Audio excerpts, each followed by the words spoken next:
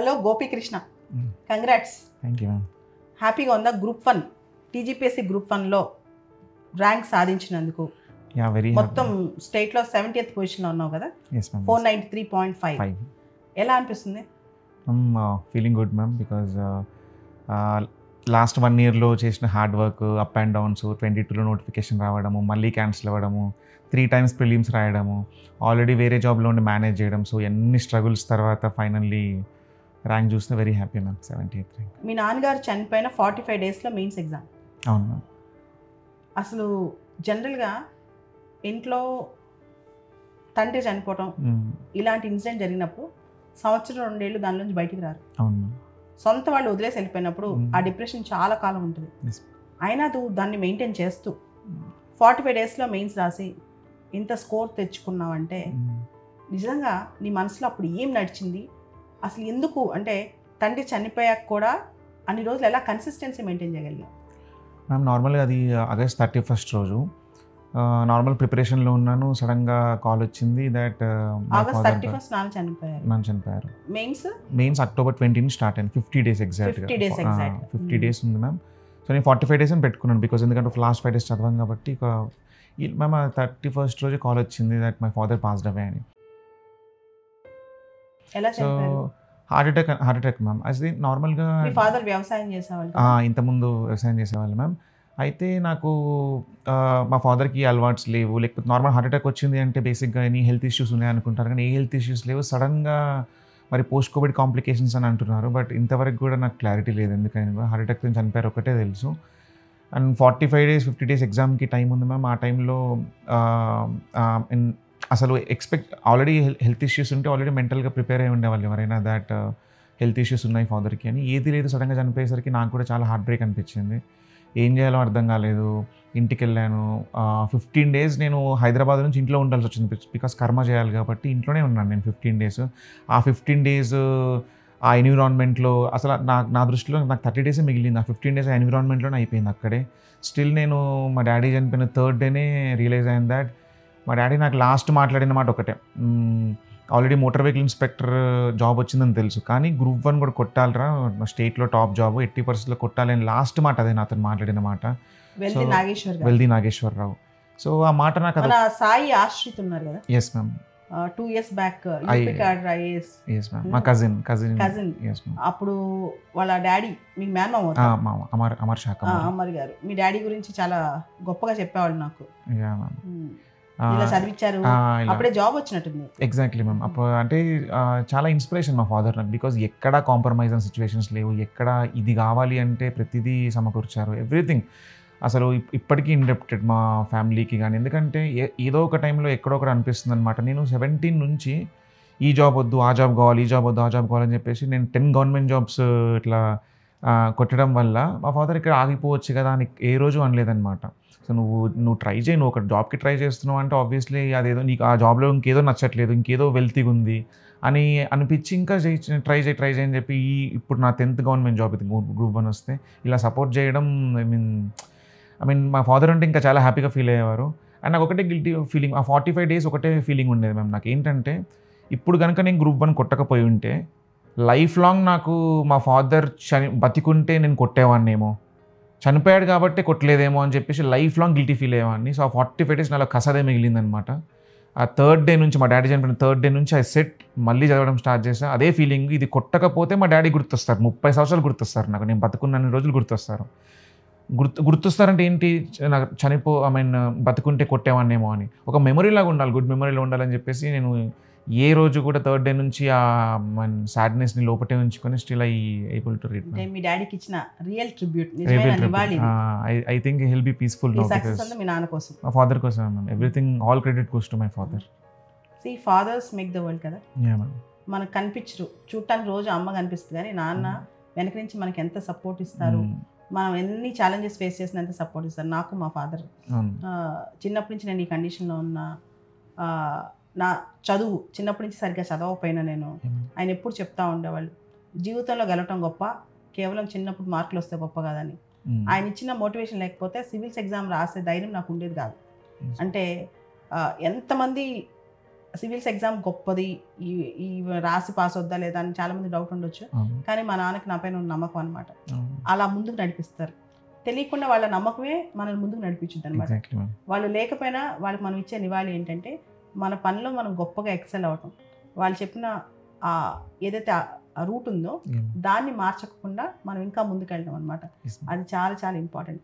And భవిష్యత్తులో కూడా మీ నాన్న కోసం ఇంతే నిలబడతామని నేను కోరుకుంటున్నాను. ఆయన ఇచ్చిన ఆ ఇన్స్పిరేషను నువ్వు కొన్ని వేల మందికి ఇవ్వాలి. ఆ స్ఫూర్తి ఆయనతో ఆగకుండా నువ్వు దాన్ని క్యారీ చేయాలన్నమాట. అది చాలా ఇంపార్టెంట్.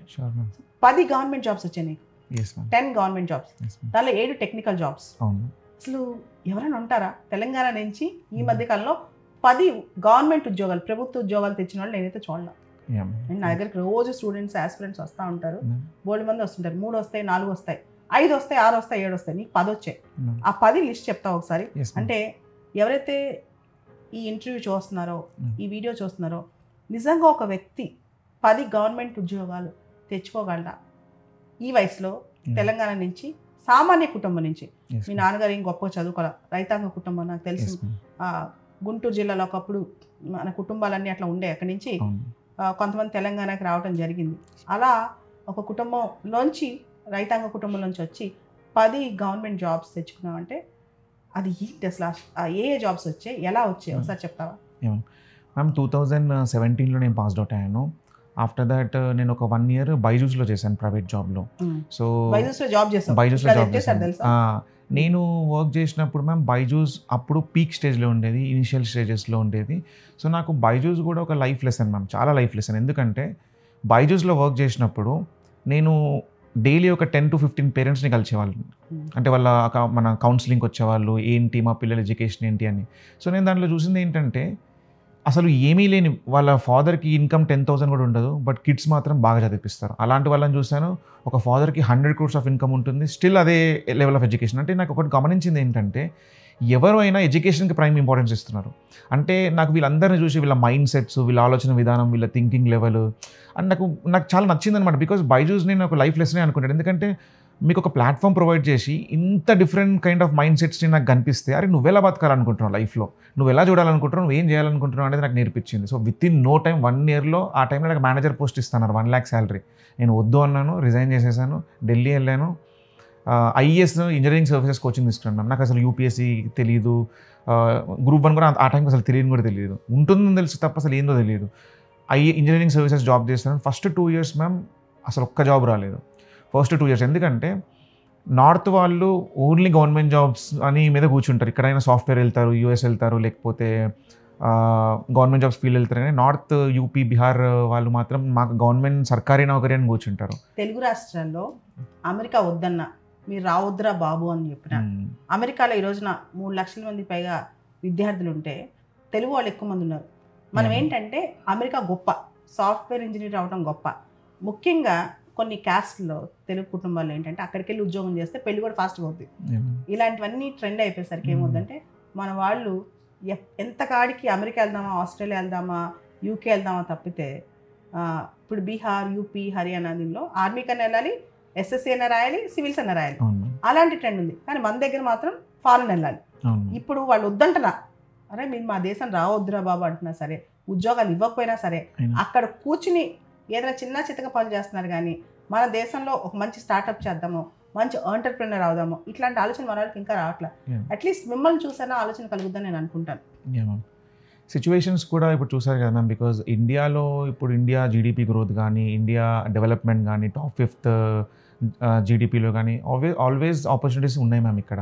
అండ్ ఇంకోటి ఏంటంటే అదొక నోషన్ అయిపోయింది. అంటే యూఎస్కి వెళ్తేనే సెటిల్ అవుతాను, యూఎస్కి వెళ్తేనే ఫినాన్షియల్లీ స్టేబుల్ అవుతాము అని చెప్పేసి ఆ నోషన్తో వెళ్తున్నారు తప్ప రియాలిటీ అక్కడ డిఫరెంట్ ఉంది.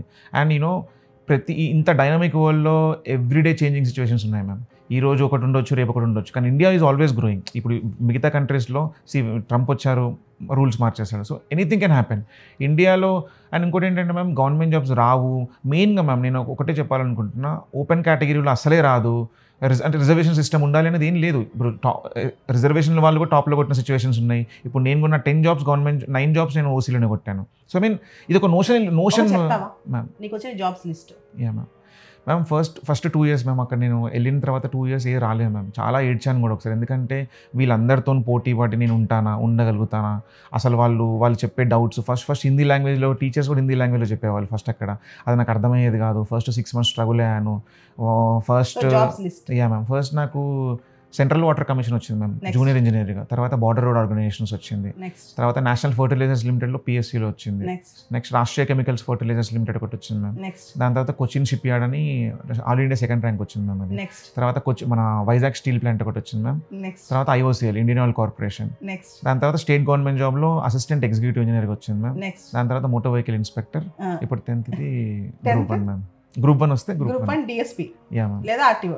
DSP నాకు నేను చూస్తే DSP అవుతా అనిపిస్తుంది. Will take a good decision. ఇన్ని జాబ్స్ ఒక వ్యక్తి ఎలా సాధ్యమైంది నీకు? అంటే పట్టుదలతో చదివావా, కసుందా, ఏంటది మ్యామ్? బేసిక్గా అదే మ్యామ్, పెరిగిన వాతావరణం ఒకటి. ఇంకోటి ఏంటంటే మ్యామ్, ఒక మనిషి ఒక జాబ్లో ఒకటి కోరుకుంటాడు కదా మ్యామ్. అసలు అంటే నేను ఫైనాన్షియల్లీ స్టేబుల్ అవుతే నా ఫ్యామిలీకి నేనేం చేయగలుగుతాను, లేకపోతే ఇంతకుముందు నేను చూసిన సిచ్యువేషన్స్ కానీ ఇప్పుడు సిచ్యువేషన్స్ కానీ నేను ఏది చేయాలన్నా ఒక జాబ్ ఉండాలి మ్యామ్. అట్లా ఒక జాబ్ గురించి కష్టపడితే 2 years వరకు ఒక జాబ్ రాలేదు మ్యామ్. ఒక్క జాబ్ వచ్చిన తర్వాత మైండ్ సెట్ మారిపోయింది. అరే ఈ జాబ్లో ఇంకా నాకు కొంచెం బెటర్ ఫెసిలిటీస్ ఉంటే బాగుండని చెప్పేసి అలా స్టార్ట్ చేయడం వల్ల ఇది 10వ ఉద్యోగం. రేపు మళ్ళీ 2 నెలల తర్వాత సివిల్స్ వస్తే బాగుండు అనిపిస్తుంది. ఏదో మీ ఆశ్రిత్ కూడా ఉన్నాడు, సాయి ఆశ్రిత్, యూపీలో యోగి ఆదిత్యనాథ్ దగ్గర. అలా అయిపోదాం అనిపిస్తుంది. మరి అప్పుడు రాసేస్తావా మ్యామ్? ఇప్పుడు దాకా నేను కొట్టుకున్న 10 jobsలో కూడా ఒక లెవెల్ ఆఫ్ జాబ్స్ కాదు మ్యామ్. JEE జూనియర్ ఇంజనీర్ నుంచి నేను PSCలో హైయెస్ట్ జాబ్ అనమాట, Indian oil corporation limited senior officer అని చెప్పేసి. PSCలో దాని మించిన హైయెస్ట్ జాబ్ లేదు, అది కొట్టాను. సో నేను గ్రో అవ్వాలనుకుంటున్నాను. సో నేను ఎక్కడ ఒకటే జాబ్స్ కొట్టి ప్రూవ్ చేయాలనుకుంటున్నాను. నేను కొట్టిన 7 jobsలో కూడా ఎక్కడ సీట్ వేస్ట్ కాలేదు. నేను జాయిన్ కాకపోతే ఇంకొకరికి ఇచ్చేసారు. ఎక్కడ సీట్ వేస్ట్ కాలేదు. అండ్ లాస్ట్ వర్క్ చేసిన జాబ్ కూడా నేను 1 yearలో వదిలేసాను కాబట్టి 1 yearలో వదిలేయడం వల్ల ఇంకొకరికి జాబ్ ఇస్తారు అనమాట. సో నువ్వు IAS అయ్యి యూపీకో, హర్యానాకో, లేకపోతే మహారాష్ట్రకో వెళ్ళే కన్నా తెలంగాణకు నువ్వు కావాలి. ఎగ్జాక్ట్లీ. ఎందుకంటే తెలంగాణ యువత చాలామంది ఇంకా కూడా నిస్తేజంలో ఉన్నారు. మన వల్ల అవుతుందా, మనం సాధించగలమా, అరే మనకు ఒక జాబ్ వస్తే చాలు అనేతో ఆలోచనతో ఉన్నారు. 10 jobs కొట్టిన వచ్చిన ఒక యువకుడు తెలంగాణలో DSP అయ్యో, RTO అయ్యో ఇక్కడ ఉంటే కనుక తప్పకుండా నువ్వు కొన్ని 100 మంది యువతని స్ఫూర్తినివ్వగలవు. అది చాలా ఇంపార్టెంట్ కదా. సో తెలంగాణకు నువ్వు కావాలని నేను నమ్ముతాను, నేను అనుకుంటాను. నువ్వు IAS అయ్యి ఏ స్టేట్కి వెళ్ళకన్నా తెలంగాణలో నువ్వు ఉండి తెలంగాణకు నీ సేవలు కానీ, తెలంగాణ యువతకి నీ సేవలు కానీ. ఎందుకంటే కష్టం నీకు ఎక్కువ తెలుసు, ఎలాంటి కష్టపడొచ్చో, 6-7 సంవత్సరాల నుంచి ఎంత స్ట్రగుల్ అయ్యో జాబ్స్ కోసం. సో నీలాంటి వ్యక్తులు తెలంగాణలో ఉంటే ఆ యువతను ఇంకా ముందుకు నడిపించగలరు, వ్యవస్థను మార్చగలరు, ఇంకా తెలంగాణను ముందుకు తీసుకెళ్ళగలరని నేను అనుకుంటున్నాను. సో మీరు ప్రిపరేషన్ 1 yearలో చేశారని చెప్పారు కదా. సో మరి 1 yearలో మీరు చాలా మంది ఎక్కువ రోజులు ప్రిపేర్ అవుతారు ఎగ్జామ్కి, ఏదానికైనా స్టేట్ సర్వీసెస్ కానీ సెంట్రల్ సర్వీసెస్ కానీ. మీరు ట్రైనింగ్ తీసుకుంటూ జాబ్ చేస్తూ దాంతోపాటు ప్రిపేర్ అయ్యారు, 1 yearలో ప్రిపేర్ అయ్యారు. So what was your particular approach? అంటే ఏం చేశారు, ఏ విషయాలు మీరు కరెక్ట్గా చేశారని మీరు అనుకుంటున్నారు? సో ఫస్ట్ నేను నార్మల్గా ఒక 6 months అరౌండ్ 4 to 6 months నేను సోర్స్ అసలు గ్రూప్ 1 అంటే ఏంటి, ఏం చదవాలి, ఏం చదివితే వస్తుంది, ఎన్ని సబ్జెక్ట్స్ ఉంటాయి, అసలు బేసిక్ నేను ఇనిషియల్గా స్టార్ట్ చేసింది 1 year బ్యాక్. అసలు దాని గురించి తెలుసుకొని స్ట్రాటజీగా ఏం లేదు సార్. మ్యామ్ దగ్గర పాలిటీ ఒక్కొక్క సబ్జెక్ట్ ఒక్కొక్కరిని ఎంచుకోవడానికి ట్రై చేశాను. ఎవరు ఎక్కడ స్ట్రాంగ్, నాకు ఎక్కడ మంచి సబ్జెక్ట్ దొరుకుతుంది, నేను ఎక్కడ అయితే గ్రో అవ్వగలని చెప్పేసి ఒక్కొక్క సబ్జెక్ట్ నుంచి స్టార్ట్ చేశాను ఫస్ట్. సో అలా ఒక మ్యామ్ దగ్గర పాలిటీ అని చెప్పేసి, ఎకనామీ ఒక దగ్గర, అట్లా కొన్ని సబ్జెక్ట్స్ నా ఓన్గా ప్రిపేర్ అయ్యాను, నా ఓన్గా నోట్స్ గ్యాదర్ చేసుకున్నాను. బేసిక్గా నేను ఒక సాఫ్ట్ కాపీస్ ప్రిపేర్ చేశాను అనమాట. ఒక 4,000-5,000 క్వశ్చన్స్ది మొత్తం కలిపి ఇక్కడ నుంచి గ్యాదర్ చేసి, ఈ సోర్స్ నుంచి PDF ప్రిపేర్ చేసి ఐప్యాడ్లో పెట్టి దాన్ని ఎడిట్ చేసి, అట్లా నాకు సోర్స్ గ్యాదరింగ్కి ఒక 6 months పట్టింది సార్. సో నా సక్సెస్లో major part of the thing నేను ఆ స్ట్రాటజీకే ఇస్తాను. So once you get all the source, నీకంటే నాకు లాస్ట్ 4 months నాకు ఇంకా కన్ఫ్యూజన్ ఉండొద్దు, ఇది చదవాలా, అది చదవాలా, ఏ మార్క్స్ వస్తానో కన్ఫ్యూజన్ లేకుండా నేను ఇదే చదవాలి అని చెప్పేసి లాస్ట్ 4 months నా మైండ్ సెట్ అలా ప్రిపేర్ చేసుకున్నాను. సో 6 months నా సోర్స్ గ్యాదరింగ్ ప్లస్ నేను ఎంచుకున్న మెటీరియల్స్ కానీ నాకు లాస్ట్ 4 monthsలో మైండ్ క్లియర్గా ఉంది, నాకు క్లియర్ స్ట్రాటజీ దట్ నేను ఇది తప్ప ఇంకోటి చదవను, ఇంకొకరు వచ్చి ఇంకొక బుక్ చెప్పినాక నేను చదవను, నేను ఇదే చదువుతాను. బికాజ్ నేను అన్ని సోర్సెస్ నుంచి one of the best source తీసుకున్నాను అని చెప్పేసి నా మైండ్ సెట్ నేను చెప్పుకున్నాను first. Confidence and along that proper strategy. Okay. So and మీరు వేవర్ అవ్వలేదు, ఎక్కడ సో మీ సోర్స్ ని మీరు నమ్ముకున్నారు, అదే మీకు రిజల్ట్ తెచ్చుకున్నారు, అదే ఇచ్చి పెట్టింది. కంగ్రాచులేషన్స్. Thank you sir.